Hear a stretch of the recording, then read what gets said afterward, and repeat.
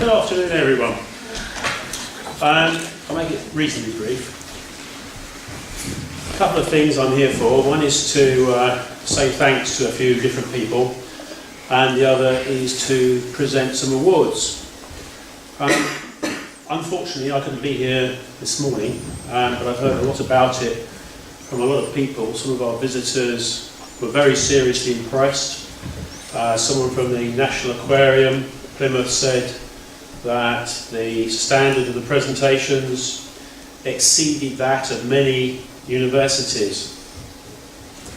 I'd like to briefly explain how we got here and what the point of it is. And I thought that last question was really interesting. What's the point of eelgrass? Why should we protect it? Well, we might not have an immediate need for it now, but who knows, we may have a need for it in the future. If a species exists, we shouldn't just unwittingly let it disappear. We should preserve it. But that includes all sorts of species, and as Craig highlighted in his talk, there are some very real tensions between an environmentalist position and an unfettered industrial position. And one of the things that we always hoped to achieve with projects like this and with the people that we've engaged is that we would generate an open discussion, an honest debate. And it's okay to have passionate, honest debates, but sometimes these debates can stray off into hostile, negative, antisocial activities. Now, whether that's an industrialist or an environmentalist, that's wrong.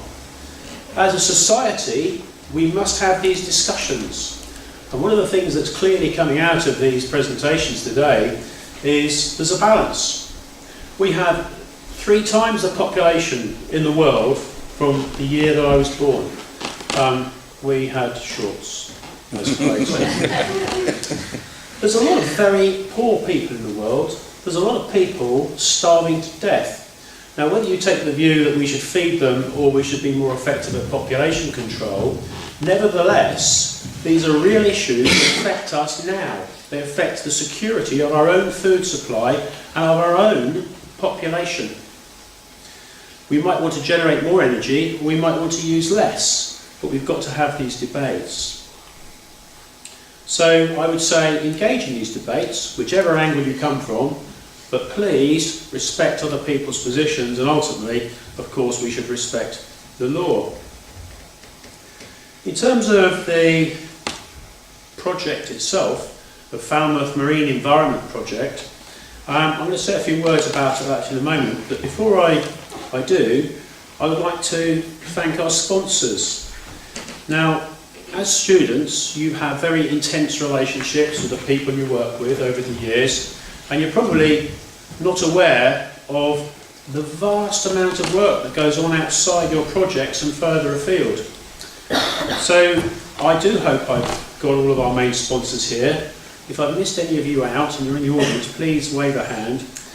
I'd like to thank Cornwall IFCA, the Inshore Fisheries and Conservation Authority, the Helford, people who run the Helford VMCA, Cornwall Wildlife Trust, Falmouth Aquarium, A&P, that industrial monster down the road that employs literally thousands of people in Falmouth. Cornwall is one of the poorest counties in the UK. You might not think so in Falmouth, because actually it's not the poor people that live beside the sea, is it? That's why we have billions poured into Cornwall from the European Union.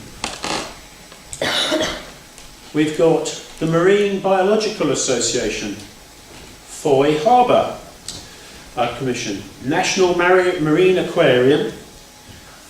Within Cornwall College, there's a vast number of people who've been working behind the scenes to make this possible. In particular, I think Matt Bourne and Project Services team have actually generated quite a lot of money behind the scenes to make things possible. And we're hopeful that the newly designed marine school will get its £1 million grant, and then I'll be able to get another £2 million from Cornwall College, and hopefully we'll be able to build a new marine school. We'll find out at the end of this month, I think. Final point I'd make before I go on to the awards is that we started this project and were able to make such significant progress with the aid of some key stakeholders. Some of the stakeholders who deserve real credit: Exeter University for lending us a £26,000 toy. Thank you, Neil.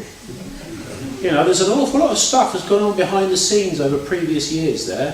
Thank you, Neil.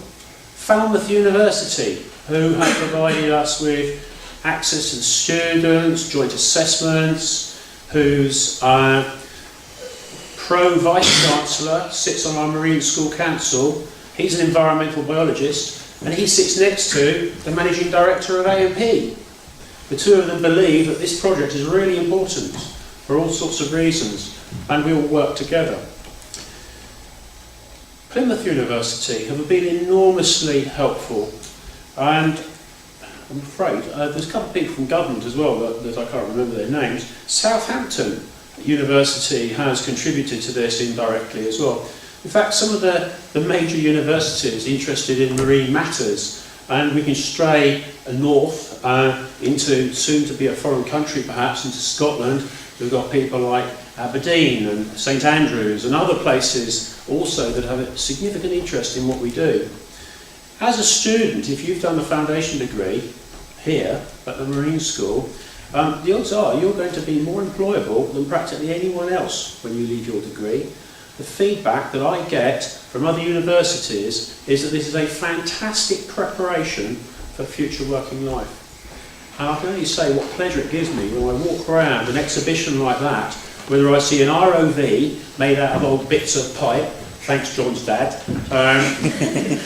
or an eelgrass survey. All of these things really add to the sum of human knowledge, and the development of yourselves is a tribute both to your personal efforts and to your tutors. The final thanks goes to Falmouth Harbour Commission and to David Ellis and his colleagues.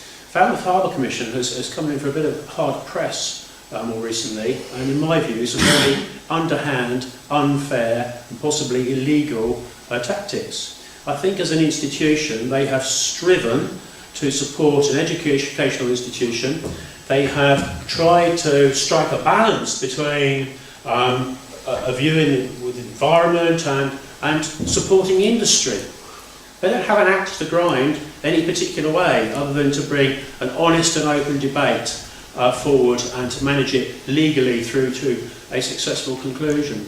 And I know that some of them have actually had some quite serious personal attacks, which seems to me a great shame.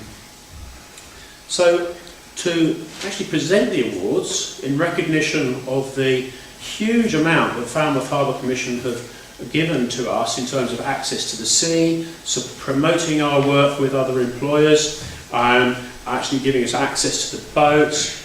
Harriet's out there somewhere as well, I guess. Harriet. Yeah. I would like to invite David Ellis to come up and present the awards. Thank you.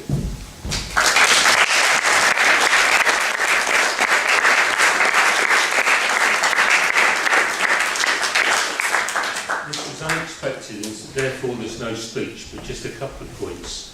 You touched on what we're trying to do in terms of the future-proofing of the harbour through dredging, but we've had a fundamental commitment to the environment as a trust port, and being in at the beginning of this project I think is testament to our commitment to it.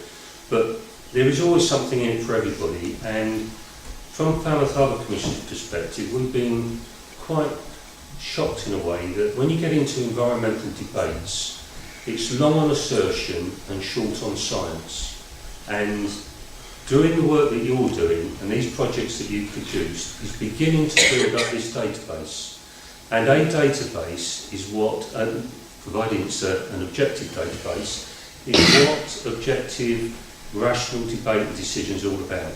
Because what you then do is take out the heat of passion and say, well actually the discussion is based on here. This is the evidence.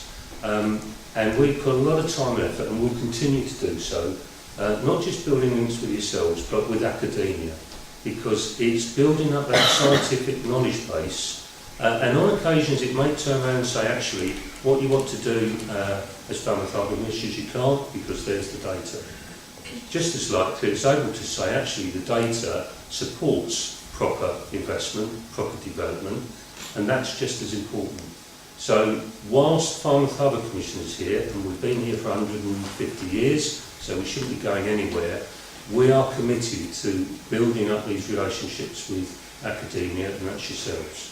And what we try to bring in through this project is the opportunity for you to tailor your work to that hard commercial world out there. The guy who started the talk where he missed one of his courses because he was drunk, well fine, but at some stage when you've got to go out and earn a crust, you've got to start working in a commercial environment. And if we've done anything towards helping you, then it's been fantastic. But it's been a good day. So it's my pleasure and privilege to be involved in this. Thanks.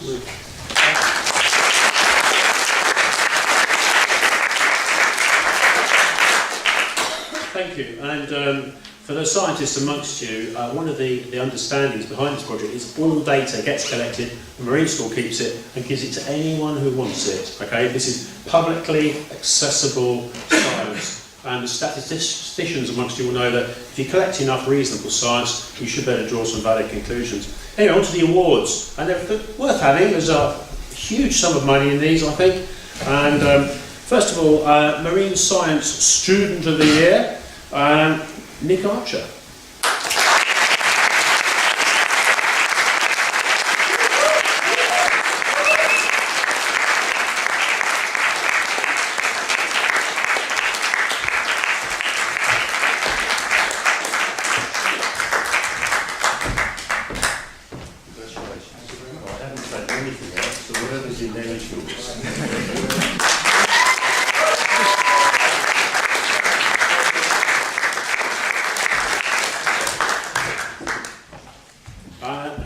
The next award, which is Marine Sports Science Student of the Year, goes to Sam Mullen.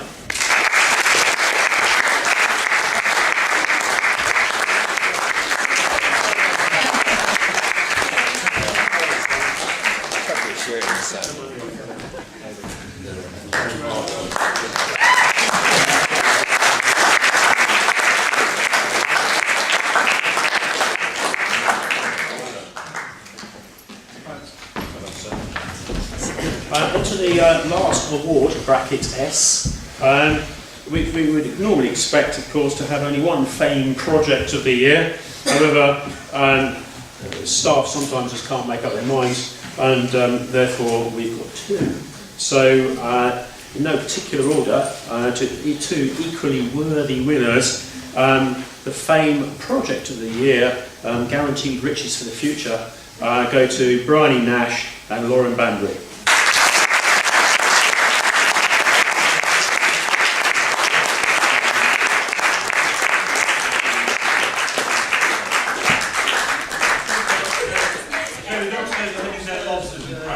Unfortunately, they can't be here. So we'll spend the money. We'll spend the money. Someone's just got to get them, so they'll be down in a second. Well, shall we do a little song and dance routine? Me and my shadow. Got your tap shoes on, Dave? Anyway, well done to the students. Absolutely fantastic, first class effort. It really does my heart good to see what you've done.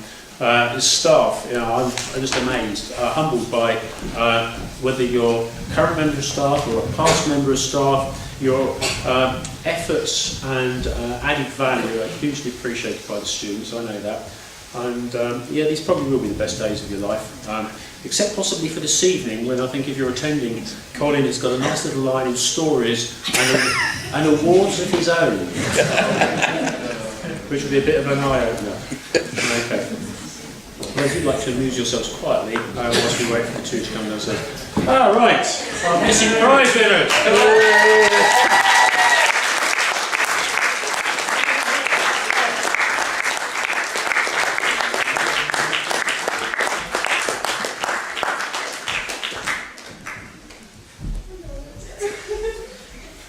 I understand you attending your crustaceans, is that right? Yeah.